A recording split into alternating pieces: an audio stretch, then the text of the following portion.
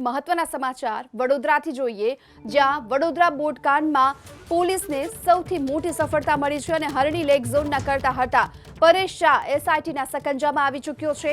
હાલોલ તરફથી આવતા હાઈવે પરથી પરેશ શાહની ધરપકડ કરવામાં આવી છે। જો કે આ ધરપકડ બાદ પરેશ શાહ અનેક રાઝ ખોલે તેવી શક્યતા જોવામાં આવી રહી છે। 18 લોકો સામે ફરિયાદ બાદ પરેશ શાહનું પણ નામ ઉમેરવામાં આવ્યું હતું આ ફરિયાદમાં। જો કે પરેશ શાહ સહિત અત્યાર સુધીમાં 9 આરોપી પોલીસ સકંજામાં આવી ચૂક્યા છે। હજુ પણ 10 આરોપીઓ ફરાર છે, જેની પોલીસ શોધખોળ કરી રહી છે।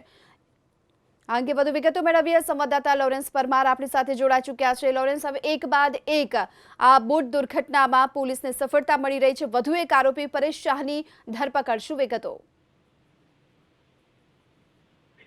ગીતા, વાત કરીએ તો જે લેક ઝોનનો ઘટનાક્રમ રહ્યો અને તેની અંદર 12 વિદ્યાર્થી અને 2 શિક્ષિકા 14ના મોત થયા એ સમયે પરેશ શાહ ત્યાં હાજર હતો એવી વિગતો મળી રહી છે। પરંતુ ઘટના બન્યા બાદ તે ત્યાંથી ફરાર થયો તે નહીં, બલકે તેમના ધર્મપત્ની, તેનો દીકરો અને તેની દીકરી, તમામ લોકો આ જે કોન્ટ્રાક્ટ થયો છે તેમાં તેમના નામ છે। 18 સામે ફરિયાદ થઈ હતી તેની અંદર પરેશ શાહનું નામ ન હતું, પરંતુ જે રીતે દબાણ વધ્યું તે બાદ પરેશ શાહનું નામ સામેલ કરવામાં આવ્યું। ગઈકાલે મોડી રાત્રે હાલોલ તરફથી આભાર આપનો આ સમગ્ર માહિતી બદલ। તો પરેશ શાહ, જેની હાલમાં તો ધરપકડ કરી લેવામાં આવી છે। વધુ એક આરોપી અને હજુ પણ 10 આરોપી ફરાર છે। જો કે હજુ ગઈકાલે જ મુખ્ય એક આરોપી ગોપાલ શાહ એ પણ પોલીસ સકંજામાં આવ્યો હતો અને વધુ એક પોલીસને આ સફળતા મળી છે।